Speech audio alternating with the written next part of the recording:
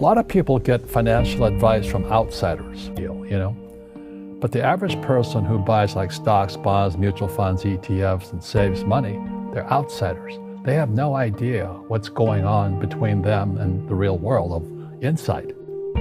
But I came from a family with a poor attitude, if you know what I mean, because rich, poor, middle class, poverty starts with a fundamental attitude. So when I was 9 years old, I moved to this rich kid's school. And suddenly I realized I was poor because it's relative, as Einstein, it's all relative. And my classmates were mostly white guys. And these guys, their fathers owned the banks, they owned the plantations, they owned the car dealerships, they owned the meat packing company, they owned the ranches. And I'm going, when am I going to learn about money? And she was this woman who should have retired 50 years earlier. She was so sick and tired of kids by this time. She says, the love of money is the root of all evil. And she says, we don't teach money at school. I said, why not? And she couldn't answer me because the government doesn't let us teach that subject. The government tells us what we can teach and what we can't teach. And I thought that was strange. And I said, but this is the difference is an entrepreneur must know about money, or they're no longer entrepreneurs. And he says an employee doesn't have to know anything about money because the government will take care of them, the company will take care of them. He says, the moment I pay you, you think like an employee.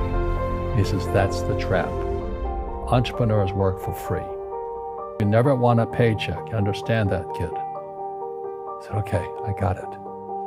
And he says, well, how do I make money? He says, that's what entrepreneurs figure out. It's a cat, which comes first, a cat or the cat chasing its tail. And I said, so how do I learn about money?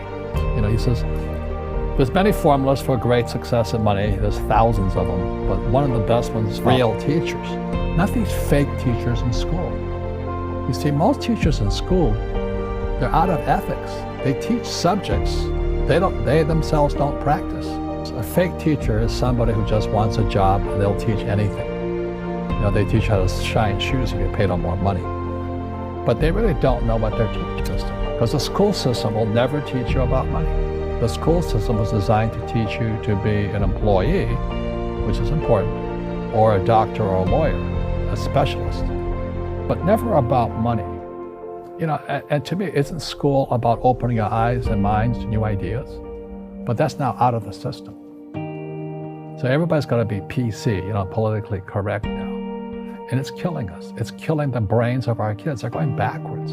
But in their minds, they're more enlightened. They might be. Do the rich people cringe and say, don't tell them that, Robert? Yes. Don't tell people what you know. Right. Keep them poor. But, unfortunately, the poor, as was in the Bible, I'm not real religious, the poor will always be amongst us because it starts up here. Right, it's that fear mentality. It's in their words, and the words become flesh. Again, I'm not really religious. I flunked out of Sunday school also. But when they say I can't afford it or I can't do that, they go down. They become what they say. And I made so many people, I can't afford it. You think I'm made of money? Your mom used to say that. Your mom used to say that. My dad. Your dad. My PhD dad, he says, what do you think I am, made of money? I can't afford that. And my rich dad would say, that's why he's poor. Poor people say, I can't afford it, I can't do that, I don't have time. Because it's an escape. It's an escape, you know what I mean? It's easy to say, I can't afford it. Oh, I'm too tired. Oh, I can't go to the gym. Right, and your rich dad used to say what instead of, I can't afford it? How can I afford it? How can I do that? What would it take, or why should I do that? He says that a question opens the mind, a statement closes the mind. So when you say, I can't afford it, your mind shuts down, and you become what you say. But the thing is that we become creatures of our own habits. And until we break the habit, we don't change. There's blessings, and sometimes the blessing doesn't look like a blessing, but it turned out to be a blessing.